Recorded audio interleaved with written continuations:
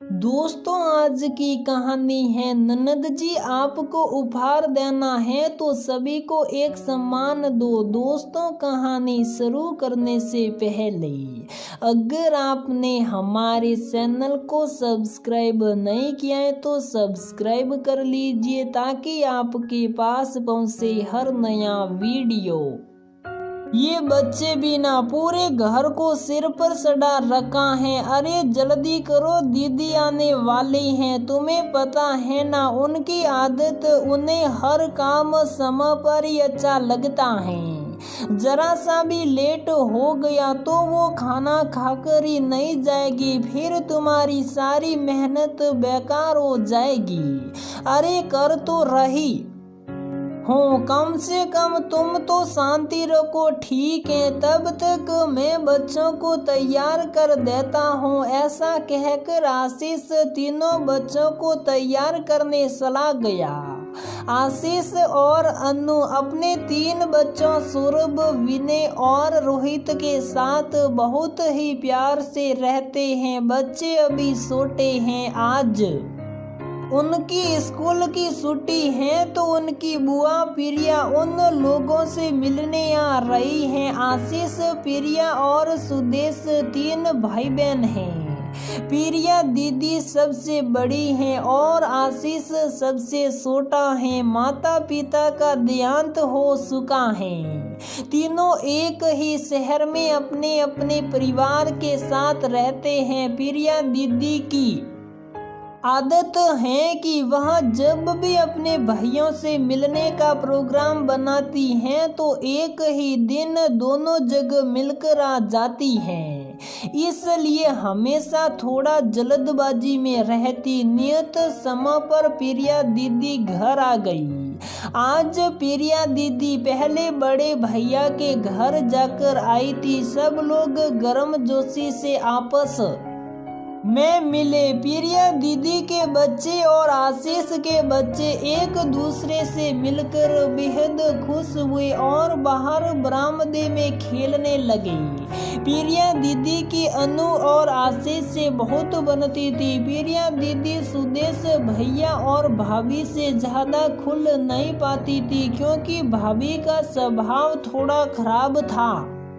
वे बात बात पर लड़ने लग जाती थी। इस कारण दीदी यहाँ अपनापन महसूस करती थी। खैर, कुछ देर आराम से बतियाने के बाद अनु पूरियां तलने लगी और फिर सबने मिलकर खाना खाया। उसके बाद प्रिया दीदी ने अनु के हाथ में 500 रुपये रखे और कहा, जो तुम्हें पसंद हो वो बच्चों को दिला देना। मैं बच्चों के लिए मिठाई नहीं लेकर आई दीदी, इसकी कोई जरूरत नहीं है। जो है सब आपका ही तो है।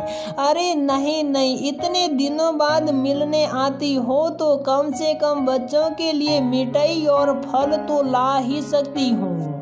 पर फिर लगता है कि तुम लोगों को जो पसंद हो अपने आप दिला दो, इसलिए पैसे दे जाती हूँ। वैसे भी मैं तो दोनों भाइयों में कोई फर्क नहीं करती, दोनों के बच्चों को बराबर ही मानती हूँ। वहाँ पर भी सुदेश के दोनों बच्चों को 500 देकर आई थी और यहाँ पर भी तुम्हारे तीनों बच्चों के लिए 500 देकर जा रही हूँ। सुनकर अनु का मुंह उतर गया और उसने आशीष की तरफ देखा। आशीष ने भी उसे चुप रहने का इशारा किया। ये हर बार का ही था।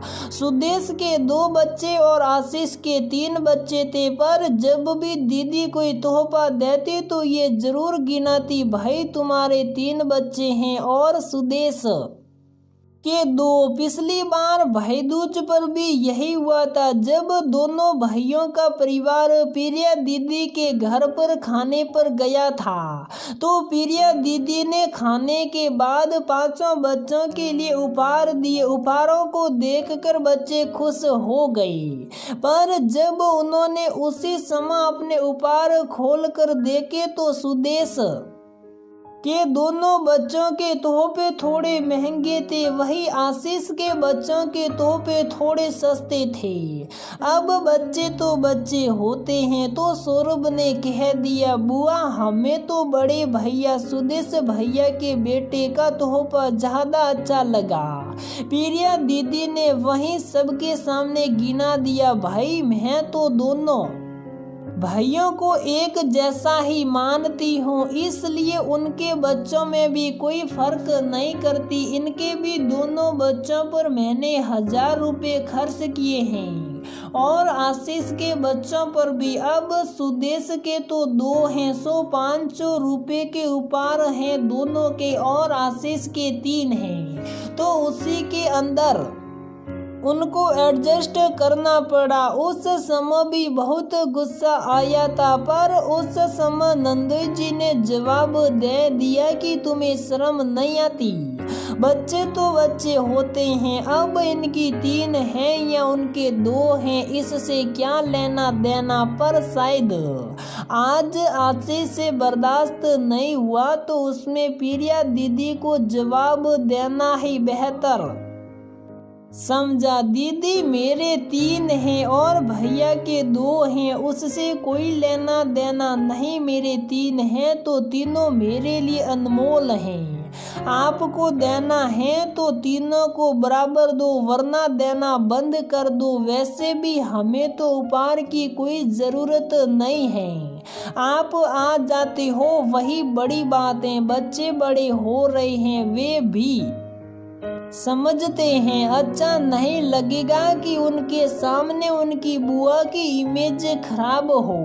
बाकी आप खुद समझदार हो। प्रिया दीदी को अपनी गलती का कुछ तो एहसास हुआ और उसके बाद उन्होंने उपहार देना तो बंद नहीं किया, लेकिन हाँ अब वह 500 बच्चों को बराबर देती थी। तो दोस्तों हमारी ये कहानी यहीं पर समाप्त होती है। अगर आपको हमारी ये कहानी पसंद आती है तो प्लीज़ वीडियो को लाइक करें, शेयर करें और हमारे चैनल को सब्सक्राइब जरूर करें। दोस्तों हम रोज इस प्रकार की नई नई कहानियाँ इस चैनल पर अपलोड करते रहते हैं, तो प्लीज़ दोस्तों आप हमारे चैनल को सब्सक्राइब जरूर करें, क्योंकि हम रोज इस प्रकार की परिवार के संबंधी कहानियाँ, सास बहू ननद भाभी देवरानी जेठानी, ऐसी कई प्रकार की जो आपके आगे जीवन में काम आए, हम ऐसी कहानियाँ लेके आते रहते हैं। तो प्लीज़ दोस्तों आप हमारे चैनल को खोलें और हमारी जितनी भी कहानियाँ हैं सुने, और आप अपनी प्रतिक्रिया हमें वीडियो के नीचे कमेंट बॉक्स में ज़रूर बताइए।